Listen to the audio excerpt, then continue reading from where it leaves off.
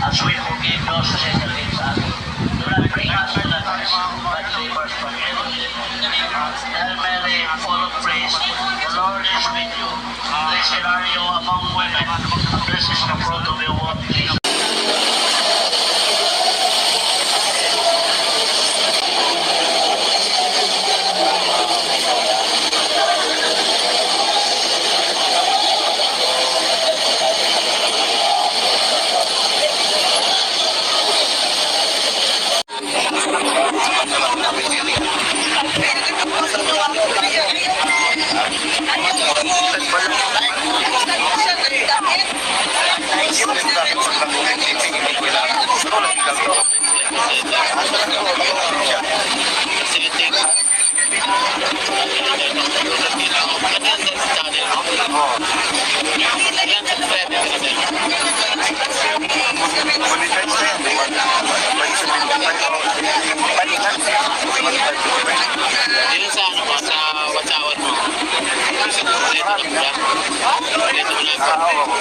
Ba't hindi ka maka-open?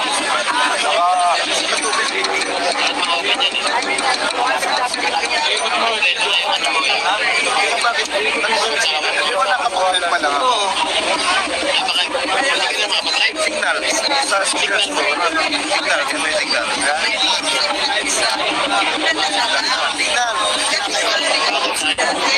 Signal ba? Elena. Saan nagkaganito ito eh? Ganyan eh. Pero dapat diba? Ganyan eh. Dapat diretso yun sa ano eh. Shut down muna.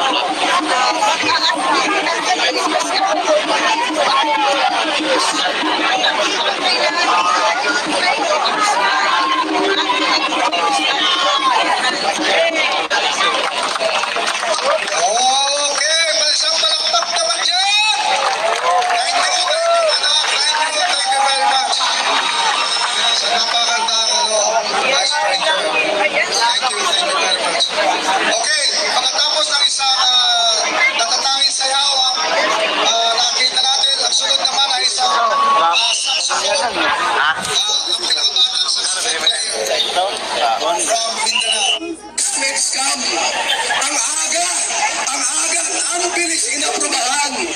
Ulo ko, nalulula ako. Masundan ko lang yung mga balita. Ano po? Ano? Balati na eh. Rekaman ko kayo! Nasaan ang mainstream media? Yan sa media? Hindi naman ibangin sa media, pero hindi araw-araw po. Puto matayan ng loto. Alam po mga matayan sa mga loto.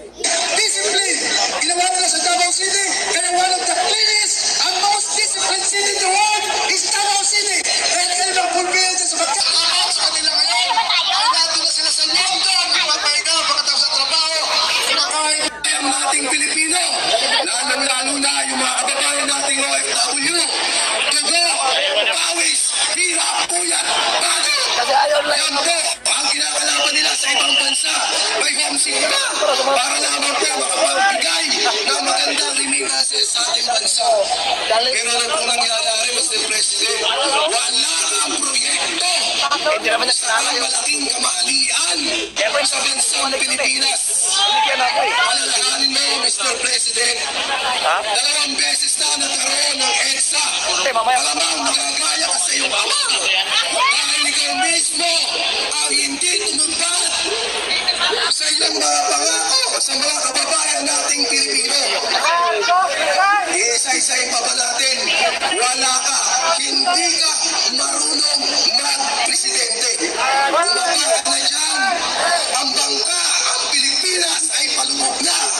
Ang gagawin natin, tanggalin ang kapitan na si Bongbong Marcos at ibalik ang ating Vice President, Inday Sara Duterte. Duterte!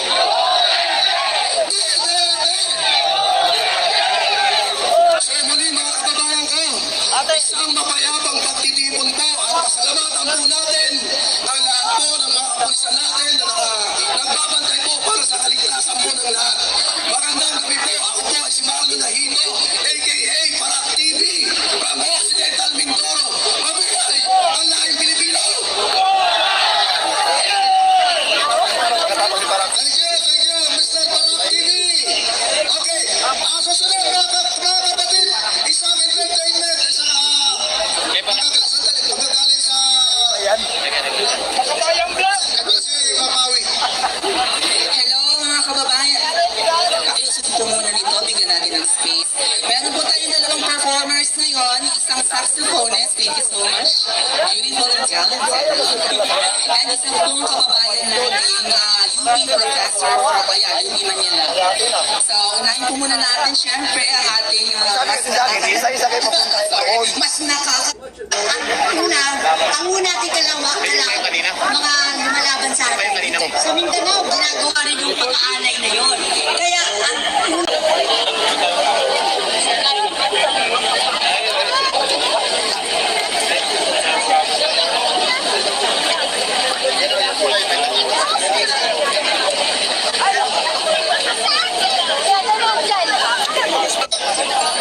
Play ng saxophone. Nakikita ko sa mga festival ko.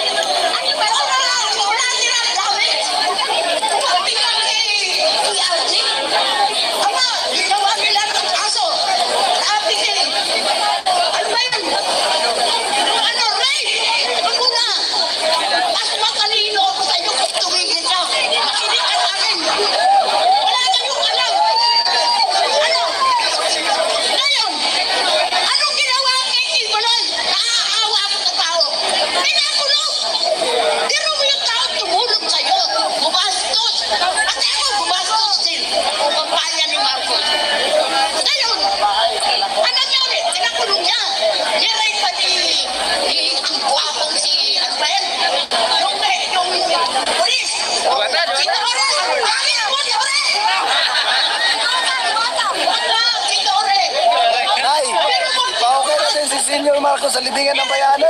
ang sabi ni Marcos, gising sa umaga. Wala raw armas. Oh. Wala raw tear-gas. Ano? Wala raw armas, wala tear-gas. Puro batang gin ang dalaw. 3,000 military. Hindi ba lang? 3,000 military. Sinungaling! Mga babae sa Esteban, ang magandang kasal-isa. Paano ma-re-rape si Kiberoy? Inaaral niya lahat dun. Siya ang mabait. Ito na naman. Si PRD. Si PRD, inilibing sa bayani yung kanyang tatay. Wala kang talibing! Si Duterte! Wala silang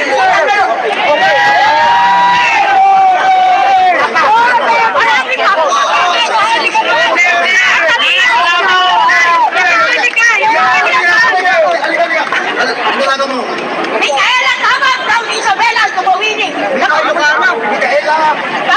Tama! Oh, mga kasama mga kapatid, narinig ko ang salubin ng isang babaeng Ilocana. Tagal tumawid ni Isabela. Dala-dala niya ang sama ng kanyang loob. Bakit?